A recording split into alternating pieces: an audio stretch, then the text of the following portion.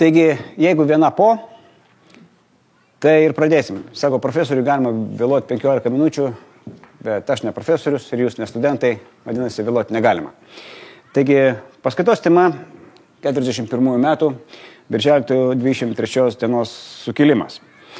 Paskaitos turinys bus įvadas, pakalbėsiu apie rašytoją, pakalbėsiu apie jo knygą, štai šitą, Majoras Buliučius, karinis valstybės rengimas, ir aš labai nemažai dėmesio skirsiu pačiai knygai ir šitam žmogui. Paskui mes pakalbėsim apie kontekstą ir apie patį įvykį, bet nesileisim į taktinės detalės, nes jų yra daug ir 45 minutės akademinė paskaita, tikrai yra nepakankamas laikas, bet esmė tame, kad kai šiuo metu vyksta tokie maždaug tokie lozungai ir sukilėliai buvo žydšaudžiai, žinai. Įvyksta, kaip sakant, toks nesusipratimas. Pirmas nesusipratimas. Yra sumaišomas tikslas su rezultatu. Vienas dalykas. Kitas dalykas yra sumaišomas strateginis tikslas su šalutiniais procesais. Ir labai dažnai, kaip siekant sovietmečių išsilavinęs istorikas, negali pažvelgti tai kitaip, nes jisai to išmoko būdamas jaunamas ir jam sukrovė bazinės žinias. Dėl to žmonės, kurie yra istorikai savo moksliai, gali žiūrėti platesnių kontekstų, žiūrėdami, ne taip, kaip juos išmokino mokykloje. Ir ypatingai geri tyrėjai yra tie, kurie nelabai gerai mokėsi mokykloje, nes jiems nenužudė smalsumo. Kaip sakant, mokykla sulošino ne visus. Tai ir pradėsim. Įžanga. Pasaka apie 3 sesutes. Gyveno kartą 3 sesutės. Vardai sesučių buvo istorija, teorija ir doktrina. Istorija pasakodavo istorijas. Jos ne visos buvo tiesa,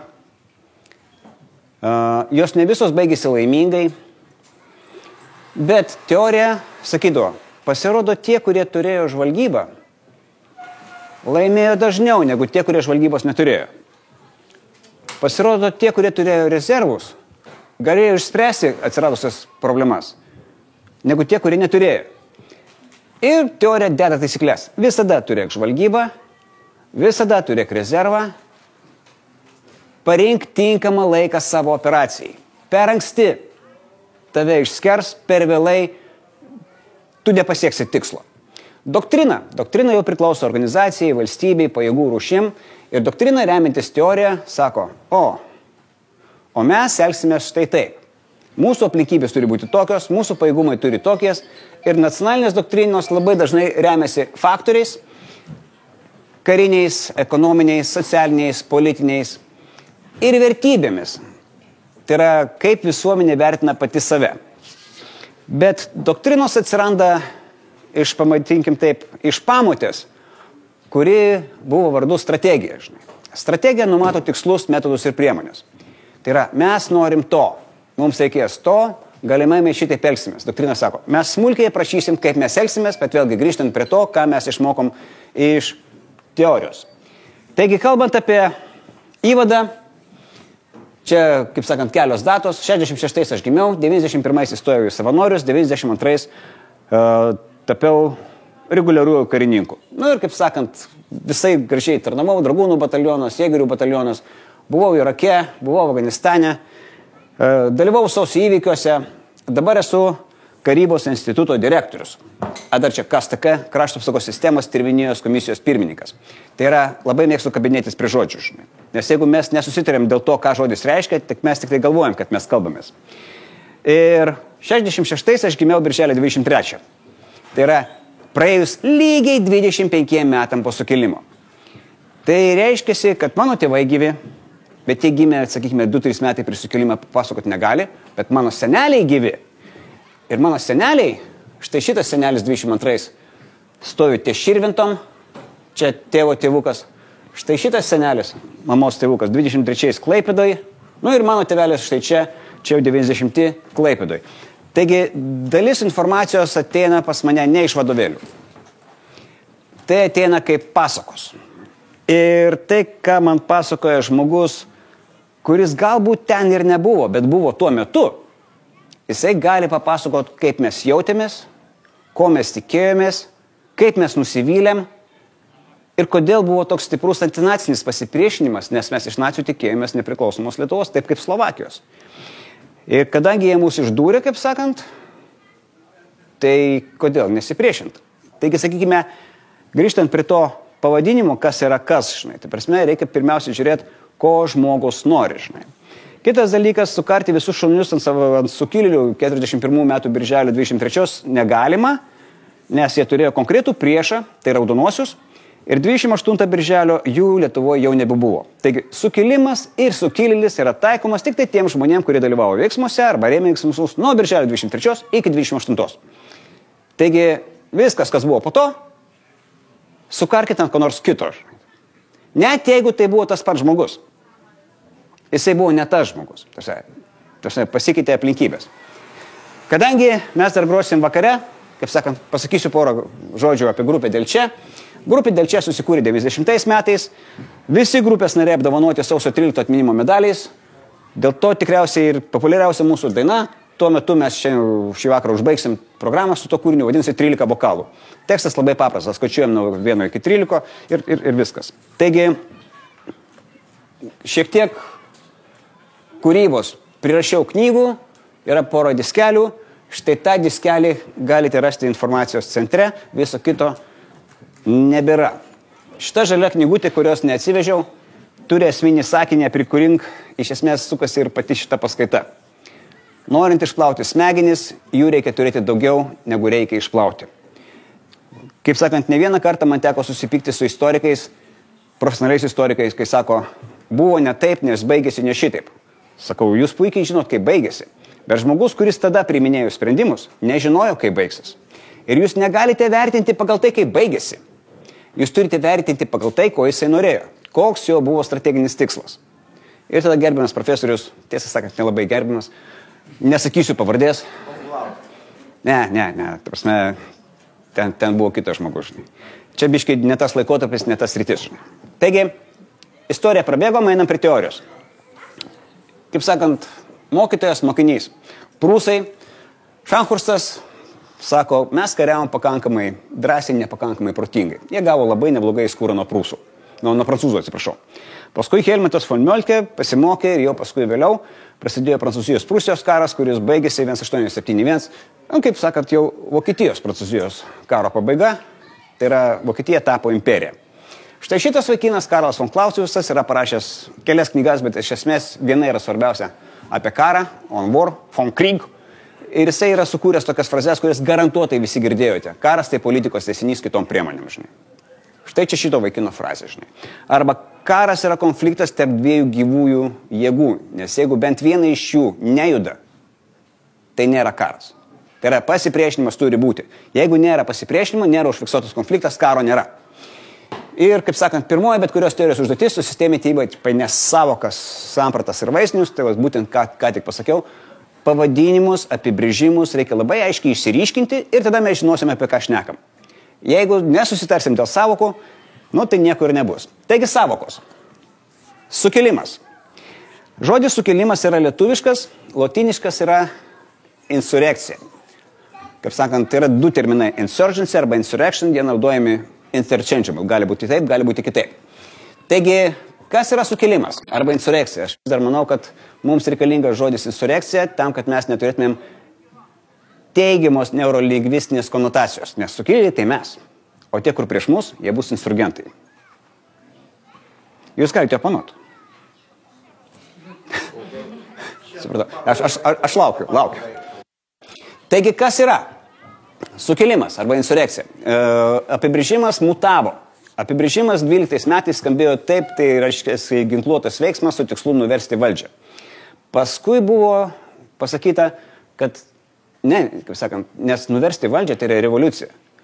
Sukilimas yra tas, kas siekia politinio siekinio, nebūtinai siekdamas nuversti valdžią. Jeigu valdžia išgirdo, derasi, klausosi, galima, kaip sakant, susitart kažką pasiekti. Taigi, organizuotas ir dažniausiai ideologiškai motyvuotas grupės ar judėjimo veiksmas, kuriuo siekime paveikti ar užkirsti kelią politiniams pokyčiams, tai yra tam tikrų pokyčių mes galime ir nenorėti, ar nuversti, tai yra nebūtinai, ar šalies regiono valdžiai didžiausią dėmesį skiriant visuomenės, žmonės, gyventojai, įtikinimui, spaudimui, naudojant smurtą, ardomąją veiklą, kaip sakant, tai yra elementai. Nu ir tas pats, kaip sakant, angliškai. Sakant, šaltinis AAP 6, tai yra Allied Administrative Publication, tai yra, sakykime, žodynas, kur sudėti visi žodžiai, kad, sakykime, partneriai ir draugai galėtų skaityti žodyną ir suprasti, kokius žodžius vartotų. Bet apie tą patį kalbėjo ir kiti vaikinai, kaip sakant. Nu, kaip sakant, klasiokai mūsų, ne? Taigi, Volodė, jisai sako, revoliucija negali įvykti, jeigu nėra revoliucinės situacijos. O revoliucinė situacija yra tada, kai apačios nebenori ir viršūnės nebegali. Tada, taip, tada kitas, kaip sakant, čia tas pačios mokyklos, bet biškiai jaunesnis vaikas, Ernestas, sako, žinokit, jūs neteisūs. Nereikia laukti revoliucinės situacijos, nes insurekcija gali ją sukurti. Tai yra kažkas kažkur tai. Dar, kaip sakant, jų mokytojas, klasės vadovas, Karla Marla, jisai pasakė dar kitaip, angliškai gerai skamba. Reason has always existed, not always in a reasonable form. Tai yra, priežastis buvo visada, bet ne visada jinai buvo pakankamai svari. Vadinasi, o tą svarumą sukuria gandai, informacinės operacijos, provokacijos ir taip toliau. Bet, sakant, dar vienas vaikinas, Bronšteinas, ten, kur komunistai jį paskui iškapojo, jo, Meksikoje, tikrai pavardė, nu taip, iš tikrųjų, Trotskis jisai paskui tapo. Nes jisai pasako, revoliucijoje aš ne Bronšteinas. Šeimoje Bronšteinas, o revoliucijoje jisai Trotskis. Ir kitas dalykas, ką jisai dar pūtė, niekada nesibaigiančios revoliucijos idėją ir tą idėją Salomėjo Nėris aprašė eilute ir apjuosim visą gaublį raudoną juostelę. Kažkaip taip. Senai skaičiau, tikrai neprisimenu. Va, nu čia ta žymioji poema, kuri buvo atspausinta dar prieš įstojant į Sovietų Sąjungą. Kaip sakant, 10 dienų. Taigi, ką jisai sako, tikslai pateisina priemonės, jeigu dar kažkas pateisina tikslus. Jisai kalba apie priežastis, turi būti priežastis. Dabar, kaip sakant, vėl skaitome doktrininę publikaciją. Taip vadinamas būtinos insurekcijos sąlygos, prerequisites. Yra 3 būtiniai dalykai, nes kitaip tai tiesiog subliūkšta arba neįvyksta. Žmonės turi būti nepatenkinti. Žmonės turi būti nepatenkinti kažkom tai, žinai. Smarkiai, nesmarkiai, bet nepasitenkinimas turi būti faktinis, žinai. Turi būti vadai, kurie sako, mes galim tai sutvarkyti, bet reikia daryti tą, arba reikia neklausyti to, arba reikia kovoti prieš šitą, žinai, arba reikia skambinti draugui, kažką, žinai. Nes, sakykime, nevaldomoji masiai vis tiek gali atsirasti, sakykime, vienas ar kitas provokatorius, kur, sakykime, kaip ir teigiamą pasipiktinimą gali nukreipti neigiamą kryptim, žinai. Tai, sakykime, tie žmonės turėtų būti pakankamai racionalūs, nes ne vienant emocijos tu laimi revoliucijas, žinai. Emocijos yra trumpalaikės. Labai dažnai emociškai motyvuotas žmogus atlieka kinetinį veiksmą ir paskui ilgai atsiprašinėja, žinai. Už sekundės atsiprašinėja, žinai. Racionaliai apskaičiuotas kerštas, jisai atsiprašymą nereikalauja, žinai. Ir vyriausybės kontrolės. Čia parašyta LAK, sakykime, kaip vyriausybinės kontrolės arba kontrolės, tai sakykime, mechanizmo silpnumas. Gali būti ir kitas momentas, kai, sakykime, tų stipresnių organizmų, kaip KGB kontrolė yra, arba NKVD, per stipri, žinai. Ir ta per stipri kontrolė vėl skatina nepasitenkinimą. Taip užsidaro, sakykime, tas nepasitenkinimo ciklas. Taigi, dabar šiek tiek apie rašytoją. Vytautas Bulvičius, majoras. Kadangi mes vis tiek turim užsibaigti akademinės valandos bėgį, aš visko nepasakosiu. Tai yra, kaip sakant, internetiniai duomenys. Kas svarbu? Svarbu tai, kad jisai gimė stambaus ūkininko ir knygnešio šeimoje, žinai. Tai yra, šeima yra tokia, žinai. Jisai baigė gimnaziją Vilkaviškyje. Kaip sakant, gimnazijos tuo metu mokino prancūzų kalbą, regionas pakankamai gerai kalbėjo vokiškai, apskritai, žinai. Galimai mokėjo ir rusiškai, šito nepatikrinau, nepatvirtinau, žinai. Ir įstojo į karo akademiją, tai yra karo mokyklą tuo metu, gavo leitenantą, tarnavo. Knyga 39 metais, karinis valstybės rengimas. Ta prasme, jeigu kas nors labai norės, galite kreiptis, kaip sakant, nes tikrai verta dėmesio knyga. Ir aš šiek tiek apie ją papasakosiu, bet toliau truputėlį apie patį vaikiną. Sovietams atėjus 40 metais, jisai buvo paskirtas į Raudonosios armijos pėstininkų mokyklą. Tuo metu mokykla buvo perkelta į Antakalnį, kur šiuo metu yra karo akademija. Ir mes realiai atradom vieną pastatą, kuris galimai buvo būtent tas, tai yra dabartinė Ramovė, kur buvo vadinamas maniežas. Maniežas tai nereiškia, kad vyksta arkliai, vyksta pratybos. Ten pas juos buvo smėlio dėžė, jie ten kareivukus kilnojo. Ir kažkada vienas mano kolega istorikas, tas kur normalus istorikas, sako, susitikau su vienu, kuris buvo kariūnas pas Bulvičių ir sako, mes visą laiką stebėjomės. Nu, kodėl Bulvičius visą laiką taktiką mokindamas, sako, atsitraukiam, reorganizuojamės, puolam. Atsitraukiam, reorganizuojamės, puolam. Jį iškėlė už 2 ar 3 mėnesių. Praktiškai sovietai labai stengiasi, kad kariūnai su dėstytojais nesusidraugautų. Ir dėl to dėstytojus keisdavo kas 2, kas 3 mėnesius, kad nebūtų to nesumušamo sociumo. Ir tik paskui, kai atėjo Birželio sukilimas, kariūnai sako, štai kai jisai mokino, mažas dalinys negali užsiimti statinę gynybą. Jisai bus sutraiškytas. Mažas dalinys gali pulti, bet tik tai trumpam, tam, kad galėtų vėl atsitraukti. Ir tada, kaip sakant, tas labai gražiai pasiteisino Birželio mėnesį, nepaisant to, kad patį Bulvičių, jį suėmė Birželio 9 dieną,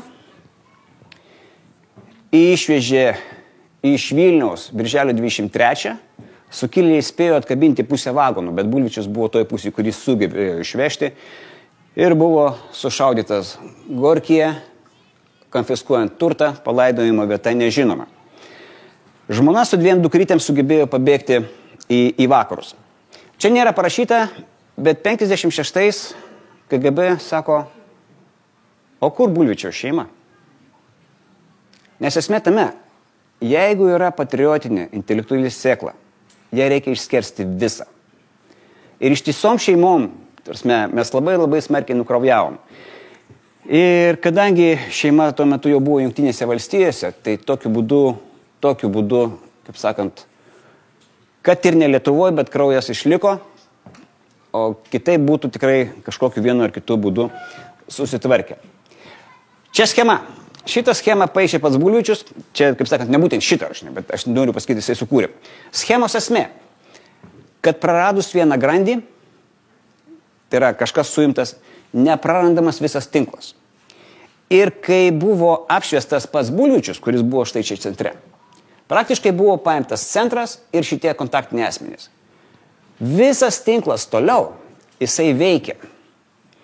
Ir vadovavimą Vilniaus sukilimui perėmė, kaip sakant, Vilniaus universiteto profesorius ir dailės muziejaus direktorius ir jie padarė darbą iki galo, nes, kaip sakant, jie nepapuolė į tą schemą, jų nesuėmė, žinai.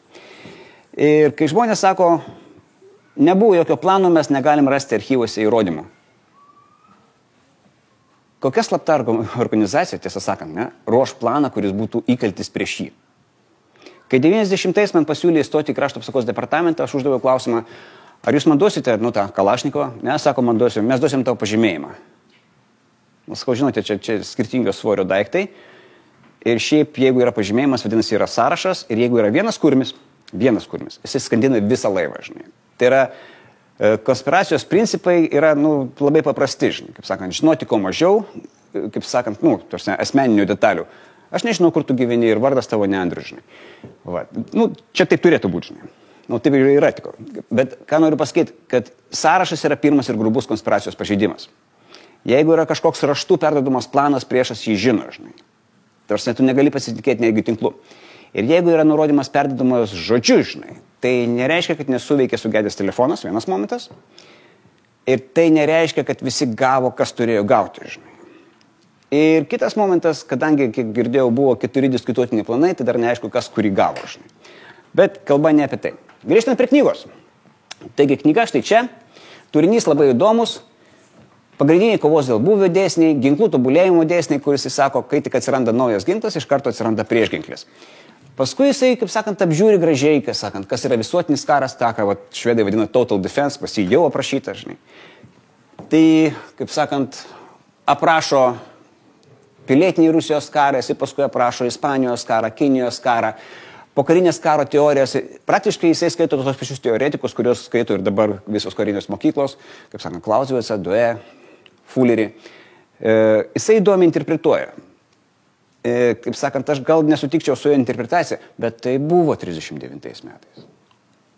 Tai yra tam laikmečiui, tai buvo tinkama interpretacija. Tarsi aš negaliu iš jo tyčiotis, jisai tada gyvena, žinai. Ir čia lygiai taip pat, kaip aš bandau kažkam įkasti, jūs, Andriau, irgi galite man įkasti, jokių problemų. Aš skaitysiu knygą, po to paimsim Tekilus ir vaikas. Supratau, viskas, super. Taigi, judant toliau. Kelios citatos iš knygos. Labai ryškiai prieš visų akis iškylo faktas, kad pasaulyje ne teisė diktuoja gyvenimui, bet gyvenimas kuria teisę. Neprisimenu puslapio. 36. Kaip nori, taip su teisė elgesi, taip toliau, žinai. Tarpsme, kas būtų juokinga, sovietai paskelbė ultimatumą ir praktiškai iš karto pradeda taikyti ant Lietuvos sovietinę teisę, dar netapus Lietuvai sovietinė respublika, žinai. Tai yra, jiems nereikia laikytis teisės normų, žinai. Jie pradeda pripiešti antivalstybinę veiklą visiems, kas buvo Šaulių sąjungos nariai, kalėjimų sargai, kas turėjo pinigų, kas turėjo turto, nes čia buvo akivaizdus valstybinis plėšikavimas ir jiems reikėjo surasti priežastį jie surado. Tu turėjai turto, mes turto neturėjom, vadinasi, tu nacionalinis buržuasinis nacionalistas. Teisingai. Nu, čia žinokite, čia dar ne taip blogai, žinai. Nagrinėdamas smulkesnius reiškinius, pastebėm kai kurių ginklų daromus šuolius, kurie gali sudaryti didelių nuostolių tam, kuris nepasirengia greitai surasti priešginklių. Galima pažvelgti biškį plačiau, žinai. Bile kas išveda mus iš pusiausvyros, sudrumsčia ramybę, žinai, gali būti potencialiai priešus išprovokuotos veiksmas ir jeigu aš nepasiruošęs, mes to dabar pradėsim muštis su tavim dėl gyvūnėlių teisių. Ne, aš juokauju, žinai, kaip sakant. Tiesiog nenoriu nieko pasakyti garsiai. Neįmanuokime ir dėl to, kad kariškai svarbioje ir pavojingoje vietoje apsigyvename. Tik tokiose aplinkybėse susikuria galingos tautos, jos įpranta nuolatinę kovą ir čia praktiškai yra hybridas. Ekonominė, protinė, kultūrinė, diplomatinė ir ginklų kova. Kova iššaukdo didvyrius. Tik milžiniški pavojai sujungė Lietuvą Mindaugo laikais.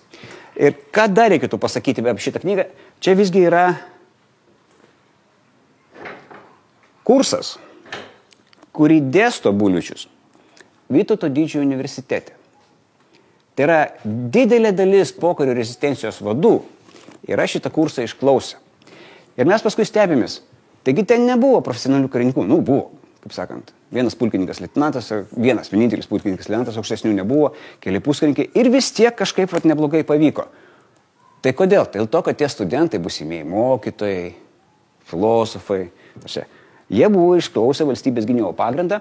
O, pavyzdžiui, Adolfas Ramanauskas Vanagas, tai jisai mokėsi dar pas tą patį Buliučių 40 metais, toje pačioj Antakalnio dabar patalpose, jisai baigė kariūnų absolventų kursą, bet kadangi baigimo proga jie uždainavo tautinę giesmę, tai jie buvo išspirti lauk be laipsnių. Jiems dar gerai pasibaigė. Bet čia 40. Mėnesį kada tai buvo? O, žinokit, turėtų būti apie vasarą. Liepos 15 turėtų būti.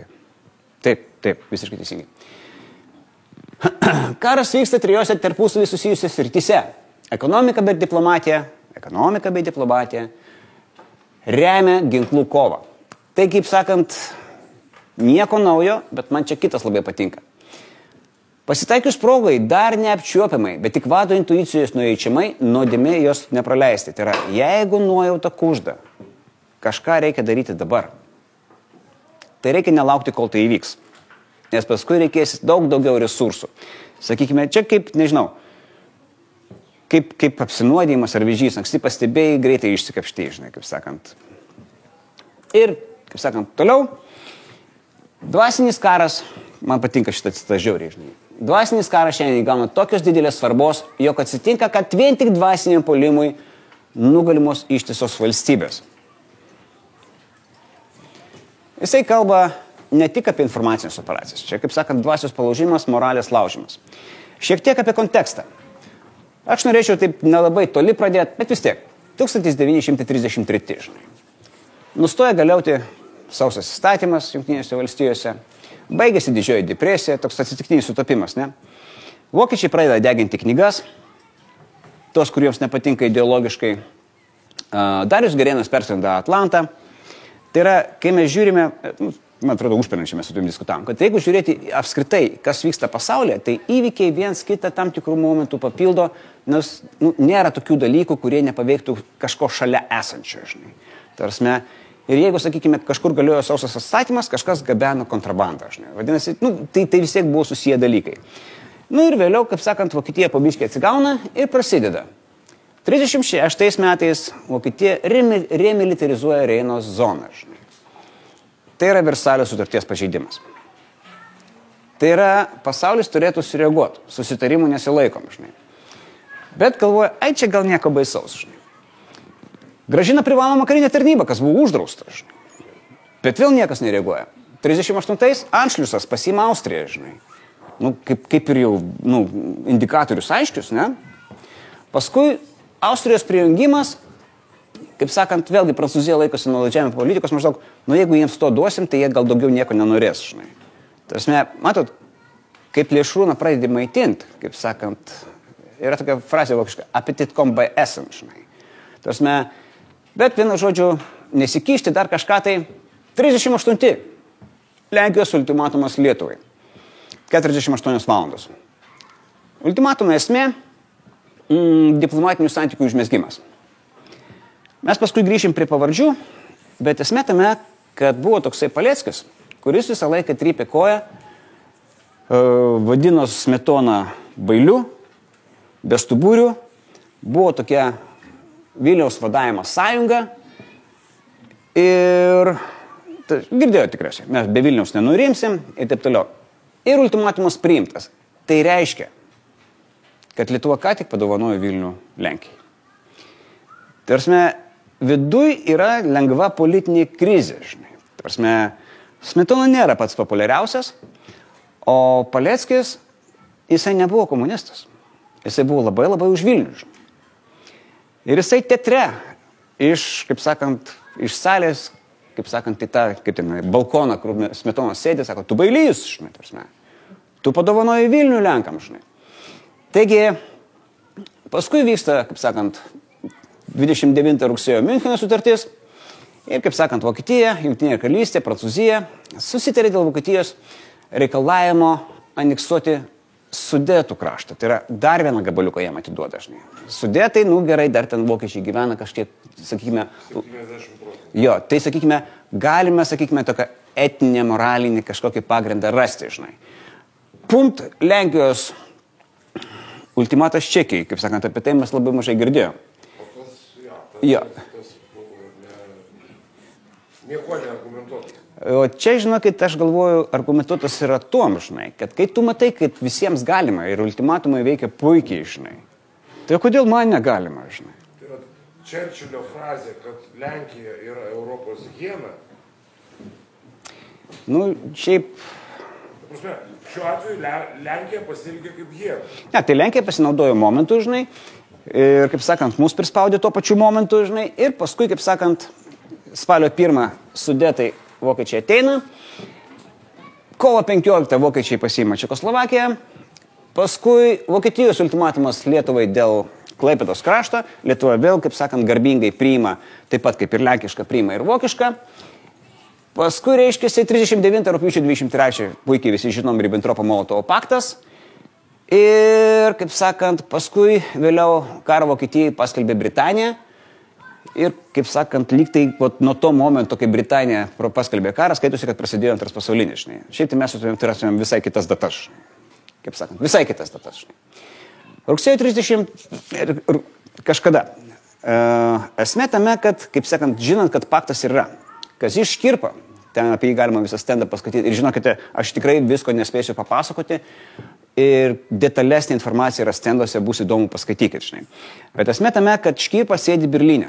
Jisai derasi su vokiečiais. Jisai derasi dėl vokiečių pagalbos. Ir vokiečiai sako, gerai, sako, žiūrėk, sako. Mes su rusais kaip ir susitarėm dėl Lenkijos. Bet jeigu rugsėjo 8 jūs Vilnių pasiimsite patys, mes jums duosim netgi čekiškus tankus. Ir sako, mes netgi Gudinaičių stulpus ant čekiškų tankų nupaišysim patys, kad jums nereikėtų. Žinai. Taigi, Škirpas siūlo tiesiogiai įvykdyti 20 metų spalio 7 Suvalkų sutartį. Taigi, bet, kaip sakant, praeina 10 dienų, TSRS puola Lenkiją, Lenkija kapituliuoja. Žinai.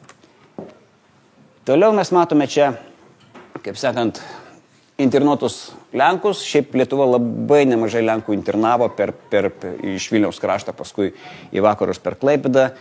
Ir šiaip tai, kaip sakant, jie buvo labai dėkingi ir mano senelis pasakoja, sako, jie kai važiuoja, akis nuleidė, žinai, nes mes kaip ir karo būsinai buvo 20 metų. Ir sako, kažkas iš mūsų, žinai, taip ranką pakėlė maždaug. Ir jie visi ten išvakom, žinai, maždaug broliai, būtų mirę visi, žinai. Va. Ir paskui, kaip sakant, vyksta kiti nemalonus dalykai. Kaip sakant, spalio 10, Vilnius mūsų ir mes rusų, žinai. Taip. Praleista 39 rugsėjo 28 metais. Gerai. Ople. Ribbentropo-Molotovo paktą visi žino. Taip. Bet Ribbentropo-Molotovo paktu Lietuva netiteko prie savęs. Taip. Rugsėjo 28. Jo, buvo perdalinta. Договор о дружбе и границе. Čia vat, vėlgi, kalbant apie tai, labai gerai. Reiškiasi, tas paktas, kur buvo paaišomas būtent rugpjūčio 23, Lietuva buvo, kaip sakant, priskirta vokiečių įtakos sferai. Ir iš esmės, kad lietuviai neprisijungė prie vokiečių operacijos, buvo tas lūžio taškas. Tai jūs nenorit su mumis? Tai raikit su rusai, žinai. Nes esmė tame, kad, sakykime, kai du plėšrūnai bando pasidalinti visą pasaulį, žinai. Sakykime, tie maži lopinėliai, jiems strateginės įtakos nedaro šiuo metu, žinai. Nes finaliai iš dviejų vis tiek liks vienas, žinai. Vis tiek liks vienas, žinai. O žinant, kad lietuviai vis tiek yra ne rusai ir ko gero vis tiek maištaus, tai dar geriau, žinai. Tai kol jiems rūpesčių pridaro, žinai. Taigi, apie tą pasakiau. Ir tada tas eilėraštis, mes be Vilniaus nenurimsim, pavirto į kitą eilėraštį. Mes su Vilnium nenurimsim, žinai. Taigi, judant toliau, 39 lapkritis, žiemos karas, visi puikiai žinom. 40 metais balandžio mėnesį paėmė Daniją ir Norvegiją.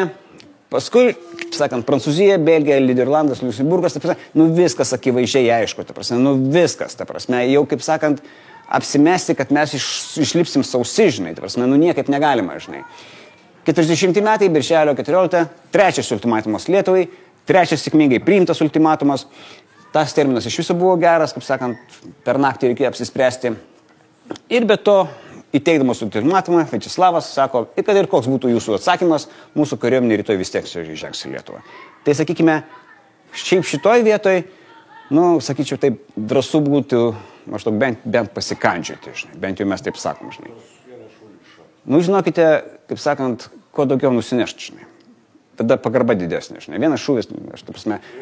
Vienas šūvis vienam kariui, žinai, su dviem lavonais, nes jie linijoje stovi, žinai. Bent vienas šūvis, jisai jau, sakykime, Lietuvą pastatytų į... Žinok, Andriau, buvo. Buvo ir ne vienas, žinai. Vienas žuvo Tauragiai, žuvo pasieniečių, žuvusių tuo metu, nes pasienietis, kuriam nepasakė praleistas, jisai tiesiog vykdė savo pareigą ir jisai šovė, žinai. Aišku, jisai žuvo vietoje, žinai, bet esmė tame, kad vėlgi istoriškai, kaip sakant, kadangi šitą mums įpūtė į galvą, kad nebuvo nei vieno, buvo, žinai. Buvo bent 4, žinai, bent jau man teko girdėti tokias istorijas. Bet čia reikėtų su profais pasikalbėti. Labai gerai pasakėte, žinai. Bet esmė tame, kad turėjo būti sprendimas. Va. Ir kas nutinka, kaip sakant, ateina neribotas kontingentas. Bet kalbant apie patį ultimatumą, Smetona atsitraukia, brenda per upelį, paliekė už save laikinai prezidento pareigas einantį Merkį, kuri šiaip pagal įstatymą nebuvo pilnai įgaliotas tas pareigas eiti. Ultimatumo tekste buvo 2 labai konkretus reikalavimai. Pašalinti vidaus reikalų ministrą Skučą ir saugumo departamento vadovą Povilaitį. Sniečkų pastatyti Skučą. Taip. Kad ir kokie Liepos 15 rinkimai bebūtų, vidaus reikalų ministrų turi būti Sniečkus. Taip, bet čia vėliau. Kaip sakant, čia Liepos 15. Aš paskui kalbėsiu apie vyriausybę birželio 17. Žinai. Ir gaunasi toks momentas, kad netgi, kaip sakant, mūsų pasieniečiai turėjo gaudyti Skučą ir Povilaitį, kurie irgi paskui buvo sušaudyti, žinai. Gustaitis dar kalbėjusi su Škirpa, kad mes galėtumėm daryti egzilinę vyriausybę, kol sovietų kariuomenė dar nepilnai kontroliuoja oro uostus. Ir paskui, kai paaiškėjo, kad kontrolė bus perimta, egzilinės vyriausybės jis išgabenti nespėjo, per sieną perėti irgi nespėjo, irgi buvo sušaudytas. Tai yra 41 metais mūsų kariuomenės gritinėlė ir, sakykime, spectarnybų gritinėlė buvo išgaudyta ir žudyta, žinai. Taigi, sakykime, taip. 40. 40-ais, žinai. Labai atsiprašau. Esmė tame, kad praktiškai nuo 17 dienos jie pradėjo taikyti Sovietų Sąjungos tą teisinę sistemą ir mes visi puikiai žinom apie trėmimus 41. Bet kad buvo suėmimai, specifiniai suėmimai, šauliai, karininkai, ypatingai aukštesniai karininkai, tie, kurie geda, sugeba vadovauti ir turi autoritetą, jie buvo eliminuojami. Jiems buvo inkriminuojami, kaip sakant, politinės pažiūros ir bilekas. Ta prasme, kalėjimai buvo perpildyti, 2 žmonių, tarsi normaliai kamera 2 žmonėms būdavo dažniausiai 8. Ir net nebuvo siekiama iškelti kaltinimus ir nuteisti, žinai. Tarsi nieks neskubėjo. Svarbiausia, kad jų nebūtų gatvėje, žinai. Toliau. Formuojama liaudies vyriausybė. Tai jau pasakiau. Škirpa dar sugebėjo 40 metais birželio mėnesį atvykti į Lietuvą, susitikti su užsienio reikalų ministru, su Vincu Krėve, iš kurio gavo deponuotus pinigus ir iš kurio paskui, kaip sakant, buvo organizuojama ambasadorių konferencija ir kiti reikalai. Taigi, vyriausybė atrodo štai taip. Realiai šitoj vyriausybei buvo tik tai 3 komunistai. Tai vidaus reikalų ministras, teisėsaugos ministras ir sveikatos apsaugos ministras.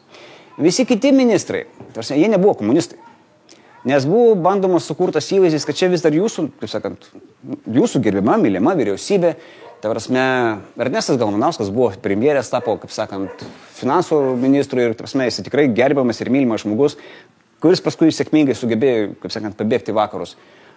Vincas Krėvė Mickevičius, kaip sakant, jisai paskui mes bandom ant jo dabar kažką sukart, bet, sakykime, tuo momentu jisai buvo konkrečiai mūsų pusėje ir pasipriešinimui labai smarkiai padėjo. Komunistai stovi už nugarų, štai šitie 2, štai šitas ir štai šitas, žinai. O visa vyriausybė tokia, kaip sakant, lankstus. Vincas Vitkauskas, ta prasme, paskui jisai viską išdavė, žinai, bet tuo momentu jisai dar bando svarstyti, kur čia karjera, kur čia meilė, žinai. Ir pasirinko karjerą, žinai. O iš tikrųjų yra Birželio sukilimo dalyvis, Vyčiaus kryžiaus kavalierius, ta prasme, savo laiku jisai, kaip Klaipėdos sukilimo, teisingai. Ta prasme, savo laiku iš tikrųjų smarkiai nusipelnęs Lietuvai, žinai. Taigi, prasidėjo masinis smegenų plovimas. Esu netgi matęs nuotrauką, kur žmonės stovi su plakatais ir stovi NKVD-sos, mažai, šypsotis. Nes mes nuotrauką darom, žinai. Bet kad jisai pats papūs į kadrą, žinai, jisai neskaičiavo, žinai. Taigi, vyksta kiti, kaip sakant, saulės atvežimai, poemos mes tai minėjom. Kariuomenės likvidavimas. Tai yra visa Lietuvos kariuomenė performuojama į 29 teritorinį korpusą. Ir ateina, sakykime, tie lemiami įvykiai ir jau tada, birželio 14, tada visiems pasidarė jau viskas. Bet tai kokiai makliem reikėjo būti, žinai, kad matyt, kaip visa jūsų aukštuomenė išnyksta, žinai. Tiesiog išnyksta. Tiesiog negali būti tiesiog paprastai, žinai. Masiniai trėmimai daug ką atsakė apie, kaip sakant, vėlgi užsiplėtėjo biški per daug. Škirpa taip ir negrįžo paskui į Lietuvą 40 metais, jisai kai bėgo, jau jam Vincas Krėvė pranešė, sako, tavim domisi sovietai, sako, nei greitai, žinai. Jisai nuvažiavo į Kauną, draugas jam nupirko bilietą į traukinį, su savo mašina nuvežė į Jonavą ir jisai važiavo į Klaipėdą, bet išlipo Kretingoje ir per sieną perėjo pėsčiom, žinai. Nes esmė tame, kad, sakykime, bet kuriam lemiamam kirtimo taške, tarsi galima labai sėkmingai kalo gelio nepasiekti. Ir sakant, apie Buličių jau pasakiau, suimtas birželio 9. Profesorius Stasys Žakevičius perima vadovavimą sukilimui Vilniuje. Ir, kaip sakant, visas štabas, kaip sakant, šiaip migruoja, bet, sakykime, koordinuojamas per Dailės muziejų. Per Dailės muziejų. Nu, kaip gražu. Ir jeigu mes įsivaizduojam, kur dabar yra Vilniaus universitetas, tai buvo žmonės, kurie šiuolaikiniai Krašto apsaugos ministerijai buvo Ryšių batalionas, jie išėjo iš Ryšių batalioną, prakirto sieną, dabartinė prezidentūros, tam, kad galėtų susijungti su studentais ir veikti kartu. Nes studentai labai norėjo veikti, ginklų neturėjo, o tie ginklus turėjo, bet buvo per mažai kareivių, ten buvo ryšininkų batalionas. Taip sakant, viskas gražu. Tai tuo pat metu vyksta kiti dalykai. Ta prasme, apie tai reikėtų kalbėti atskirą valandą, žinai. Vyksta vokiečių puolimas. Raseinių mūšis, Alytaus mūšis, dideli mūšiai, žinai. Ir būtent Alytuj, ta prasme, įvyksta, kai pasitinka sukilėliai išlaisvintą miestą su trispalvėm, vokiečiai juos sušaudo, žinai. Ir, ta tada iškyla kitas klausimas. Bet šitom grupėm vadovauja skirtingi generolai, žinai. Ir generolas Ostmanas atėjęs į Vilnių su Šakevičium pasirašo sutartį, žinai. Ir iš esmės Vilniuje egzistuoja lietuviška savivaldybė. Bet Niumanas nuimamas, ateina Ostmanas, sako, nebus čia jūsų jokios savivaldybės ir valstybės jūsų nebus. Ir laukis čia, kol nesušaudėm, žinai. Taigi, sakykime, lūkesčiai buvo dideli, žinai, bet tam tikrai veiksmai, kaip sakant, tas pusės biškai pasuko kitaip. Kitas momentas, vieningos politinės nuomonės vokiečių pusėje nebuvo. Wehrmachtas sakė, super, jeigu jie kariauja prieš juos, tai jie kariauja su mumis. Gestapo sakė, maištininkų mums iš esmės nereikia, žinai. Averis sakė, tarsi, jeigu jie gali mums suteikti informacijos, viskas gerai. Tai yra, sakykime, buvo vidinė konkurencija, ką daryti, ką nedaryti. Ir šiaip dar 40 metais, kurie spėjo pabėgti lietuviai į Vokietiją, žinai, tai kai kurie jau apsirengę vokišką uniformą atvažiavo į Lietuvą, kaip sakant, dirbti jau vokiečių pusėje. Nes lingvistai yra reikalingi, žinai. Kitas dalykas, kai žmogus pabėga iš Kauno, grįžta į Kauną, jis net žmonės pažįsta, žinai. Tai jis pirštų gali parodyti, kas yra kas, žinai. Taigi,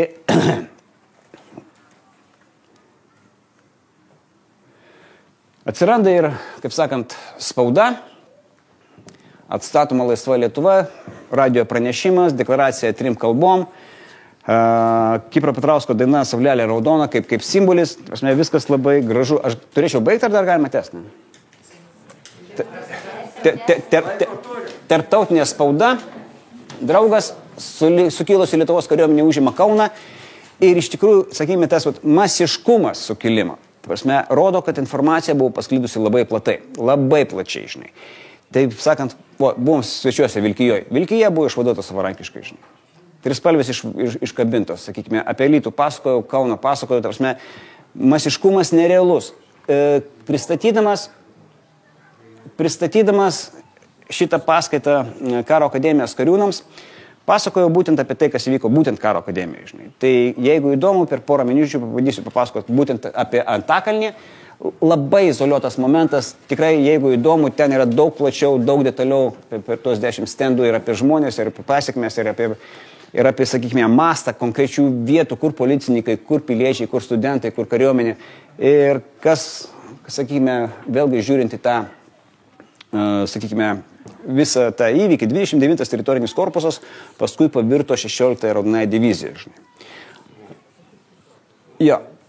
Bet esmė tame, kad sovietai tikėjusi išsivesti iš Lietuvos apie 18 000 kareivių. Bet išsivedė 2 tūkstančius.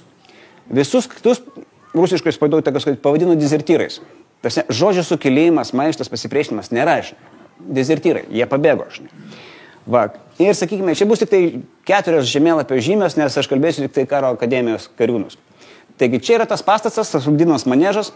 Mes pakabinom čia atminimo trikampį, kuris, kaip sakant, turi tą pačią pavardę ir vardą, kurią aš toj parodysiu vėliau. Čia Vilniuje Antakalnį. Taip, jo. Bet ant Paco 4, kuris žuvo, parašyta puskarininkis Povilas Ožiūnas. Antakalnio kapinėse yra antkapis kariūnas Povilas Ožiūnas. Ir iškyla klausimas, tai jisai puskarinkis ar jisai kariūnas? Tai mes išsiaiškinom. Kariūnai tuo metu turėjo karinius laipsnius. Ir antram kursė, jeigu tu esi nusipelnęs, apie 10% kariūnų gali būti puskarinkiais, o 3 patys geriausi, trečiam kursė jau gali būti puskarinkiais. Tai yra ne puskarinkiai, viršilomis, atsiprašau.